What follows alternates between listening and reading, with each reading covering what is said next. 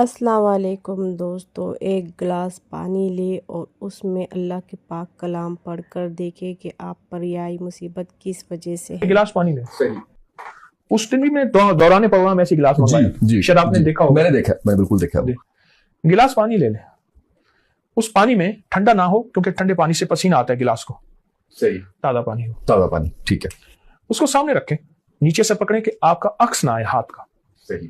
آپ نیچے سے پکڑیں جی، یہ دیکھیے یہ گلاس ہے، یہ ابھی ٹھنڈا ہے، اب اس کا پسینہ آ رہا ہے چونکہ گرمی ہے۔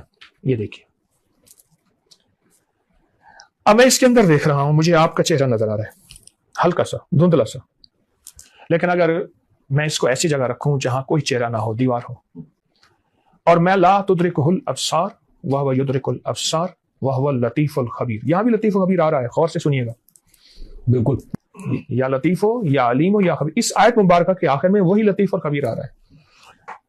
اس کو پڑھیں، اے مولا مولا تو اگر ابصار نظروں سے پردے ہٹا دے، تیرے لیے کون جانے، پردے تو نے دیے ہیں، فرشتے ہیں یا جنات ہیں یا میرے سامنے کوئی، تو اس میں پھر ایسا حیرت انگیز چہرہ نظر آتا ہے۔ میں ایک واقعہ سنا، ایک اللہ والے درویش تھے، وہ پہلے ایسے لوگ نا شیشی میں پیشاب لاتے تھے اپنا، اسے قارورہ کہتے ہیں، دور سے دکھاتے تھے، کہتے ہاں ٹھیک ہے یہ مرض ہے۔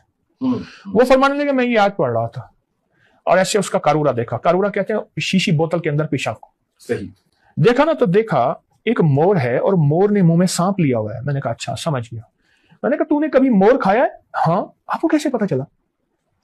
میں نے کہا مور کی مرغوب غذا سانپ ہے، اس نے اس وقت تازہ تازہ سانپ کھایا تھا، اس کی رگوں میں وہ سانپ کا زہر تھا، تو نے مور مارا، گوشت کا پکایا، کھا گیا، وہی بیماری ہے۔ اب میں تیرے سانپ کے کانٹے کا علاج کروں گا، اس بیماری کا علاج نہیں کروں گا۔ اور کہا میں نے اس کے سانپ کے کانٹا کا علاج کیا، مایوس سے مایوس مریض ٹھیک ہو گیا۔ اس آیت کو صرف 11 بار پڑھی۔